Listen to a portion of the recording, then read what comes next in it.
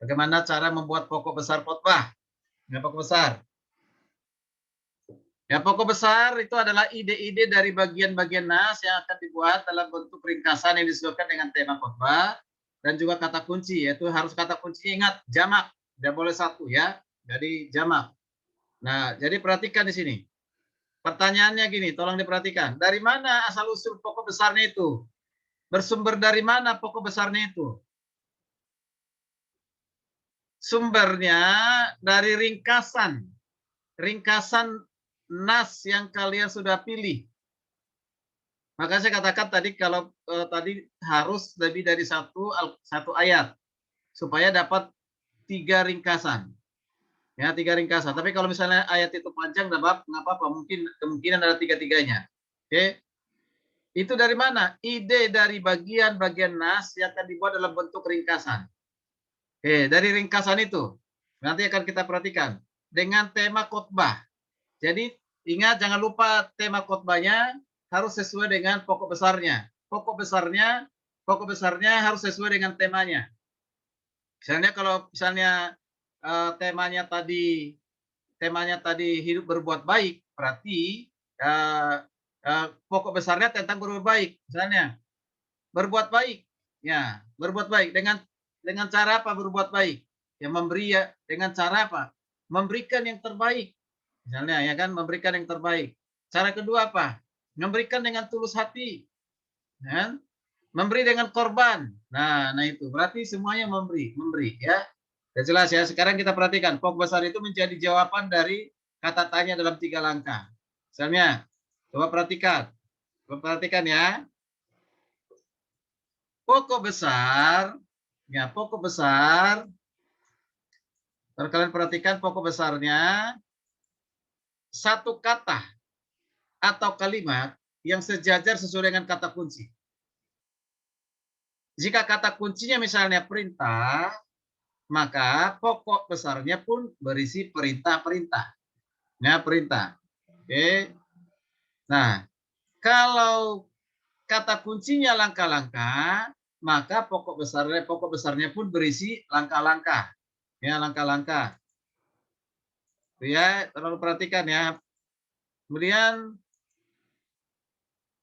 satu kata atau kalimat mudah dimengerti dan juga harus relevan. Jadi pokok besar itu harus mudah dimengerti. Buat kata yang mudah dimengerti. Jangan kata-kata yang sulit dimengerti kalian sendiri tidak mengerti, apalagi orang lain. Buat kalimat yang sederhana tapi mudah dimengerti, mudah diingat dan relevan. Ya, nanti akan kita contoh. Nah, kemudian pilih yang unik. Pilih yang unik. Contoh, ada kesamaan huruf, ada kesamaan bunyi, atau bisa juga mudah diingat atau relevan. Misalnya kalau saya begini nih, mudah diingat. Misalnya ya temanya misalnya kan temanya coba temanya tadi tentang apa? Yang muda yang berhasil misalnya kan? Yang muda yang berhasil, yang muda yang sukses misalnya. Yang muda yang sukses. Berarti ada yang muda sukses. Yang muda yang sukses. Ya. Apa misalnya pokok besarnya yang muda yang sukses. Yang muda yang sukses. Misalnya buat huruf besar semuanya sama di depan. Ya. Bagaimana supaya sukses? Pertama adalah kerja keras. Misalnya kan. Yang kedua, ketaatan. Yang ketiga, keteladanan. Kak semua di depan kan? Bisa kerja keras, terus ketaatan, keteladanan. Itu. Jadi Kak dia di depan semua sejajar kan gitu ya. Nah, supaya mudah dimengerti. Itu kesamaan huruf. Ya, bisa juga kesamaan bunyi. Bisa, ya. Supaya maksudnya itu supaya kalian bisa ingat, mudah diingat dan relevan. Misalnya kalau temanya misalnya ada tema disingkat. Singkatnya tema misalnya duit misalnya. Orang tema firman Tuhan hari ini adalah duit misalnya, duit. Ya, padahal duit itu maksudnya bukan uang yang biasa kalian dengar, yang kalian pakai. Duit itu adalah satu singkatan. Ya, singkatan. Yaitu apa?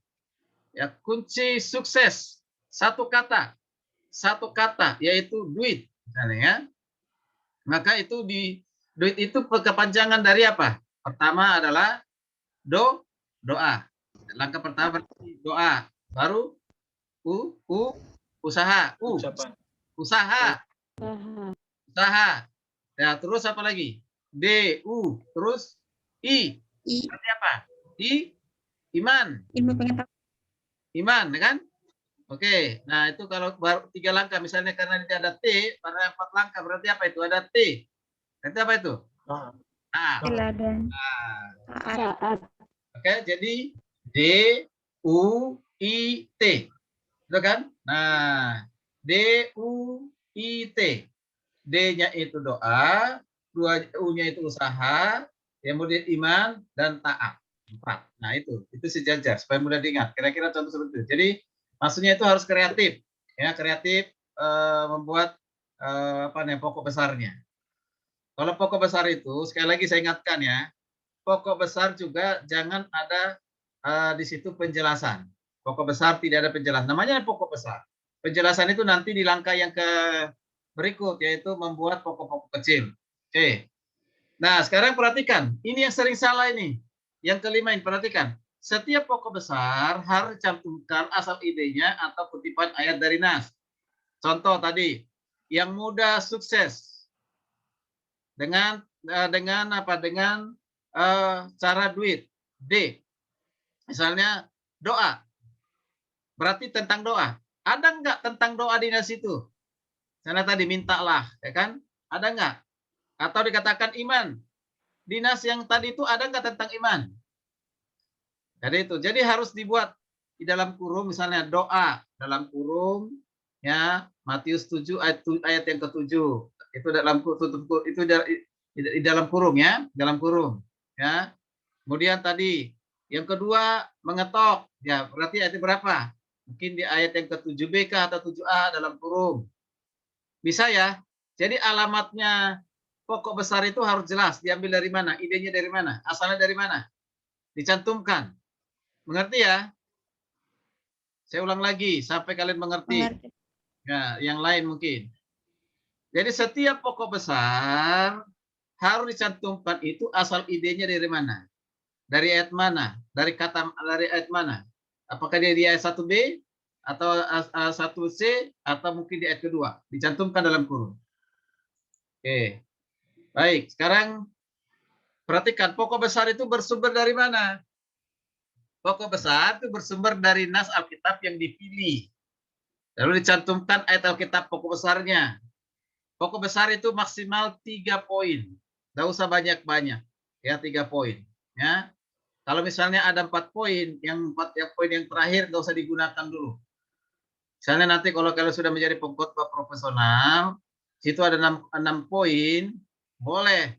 Ya mungkin disampaikan dalam 40 menit, 50 menit. Ya.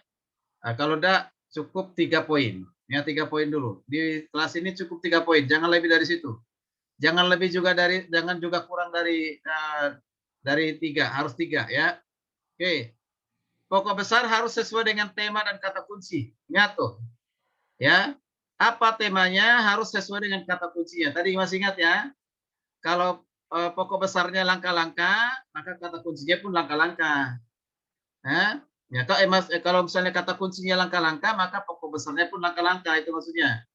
Kalau syarat-syarat kata kuncinya, maka ya seterusnya juga pokok besarnya juga harus syarat-syarat. Kemudian pokok besar itu harus dipersingkat, padat, dan juga jelas. Terdiri dari 1 sampai 5 kata, jangan terlalu banyak. Ya. Ya, tadi kalau saya bilang tingkat singkat tadi doa misalnya, duit misalnya itu kan 1 kata, tapi itu setelah dijelaskan jadi ada berapa kata itu, ada 4 kata ya. Ada 4 kata. Jangan lebih dari 5. Oke. Nah, ini biasanya nanti baru ketahuan setelah kerja ini, ada salahnya atau benarnya. Sekarang perhatikan contoh. Ya, perhatikan contoh ya. Sudah ada kelihatan contoh? Udah, Pak. Ada, Pak. Sudah, Pak. Ya, Ada. contoh dari Nehemia 1. Tema khotbahnya tadi apa? Nehemia. Tema khotbahnya apa? 2 yang meninggalkan Dua yang meninggalkan keadaan. Oke, kalimat peralihannya. Kalimat peralihannya apa? Doa yang langkah-langkah dalam Nehemia 1 ayat 1 sampai 11. Apa langkah-langkahnya? Oke, apa langkah-langkahnya sekarang? Kita perhatikan, kalian perhatikan pokok besarnya.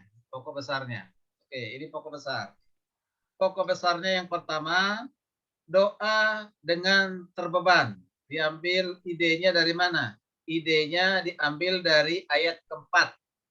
Coba baca dulu, baca. Ayat 4.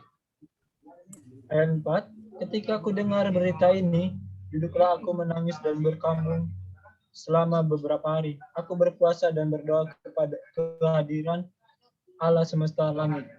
Oke, coba perhatikan dari kalimat ini. Dari ungkapan ini atau dari ayat 4 ini. Sesuai dengan pokok besarnya.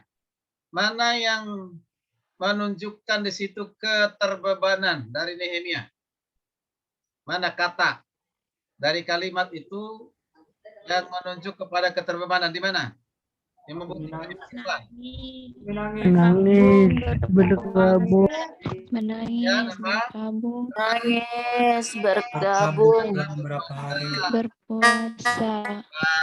Berdoa. Nah ini bukti keterbebanan. Itu ya. Oke, jadi seperti itu contohnya.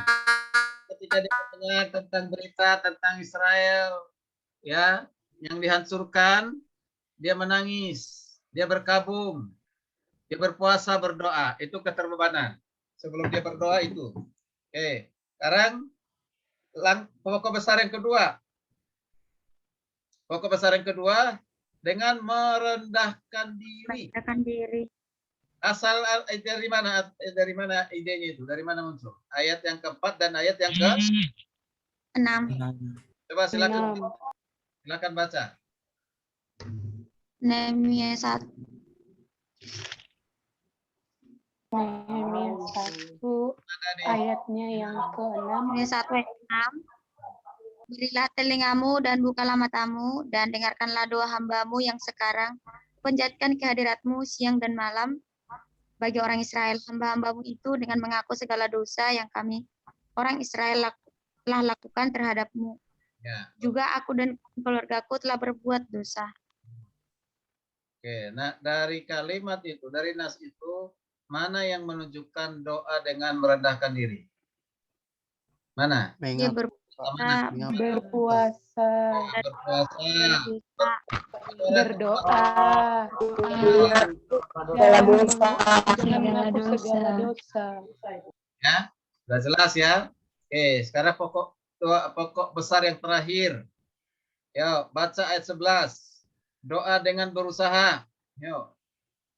Ayatnya yang ke-11, ya Tuhan, berilah telinga kepada doa hambamu ini dan kepada doa hamba-hambamu yang rela takut akan namamu, dan biarlah hambamu berhasil hari ini dan mendapat belas kasihan dari orang ini. Ketika itu aku ini juru minuman raja. Oke, sekarang perhatikan. Kan dikatakan tadi doa terubah, doa merendahkan diri. Sekarang ada berusaha. Dari ayat ini, dari nas ini, Nehemia 1:11, apa usaha yang dilakukan? Usaha apa yang dilakukan oleh Nehemia? Berhasil hari ini. Hah? Oke, coba perhatikan. Berhasil hari ini. Yaitu berhasil hari ini mendapat belas kasihan, artinya dia melangkah menemui siapa? Menemui raja. Menemui raja, karena pada saat itu dia sedang bekerja sebagai juru minum.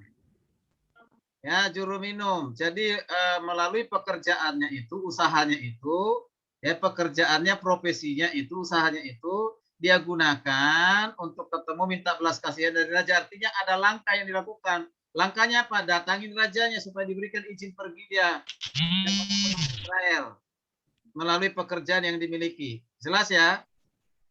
Jelas ya? Nah, itu usaha. Nah, itulah disebut dengan temanya tadi doa yang terbeban, ya doa yang terbeban itu doa yang terbeban dan merendahkan diri seterusnya. Ini pokok besarnya, sudah jelas ya. Oke, sekarang kita coba satu lagi supaya semakin jelas. Atau nanti deh, karena sekarang kalian buat pokok besar aja dulu. Nanti ini kalau misalnya masih belum mengerti, baru nanti kita lanjutkan dengan Yohanes 2 1 sampai 11 ini. Sekarang latihan dulu. Latihan membuat pokok besar. Nah, dari tema yang tadi, jangan rubah lagi temanya. Tema yang tadi, yang barusan kalian sudah tunjukkan ke saya, yang sudah dibaca tadi, ya. Oke, silakan kerjakan. Saya kasih waktu 15 menit. 15 menit.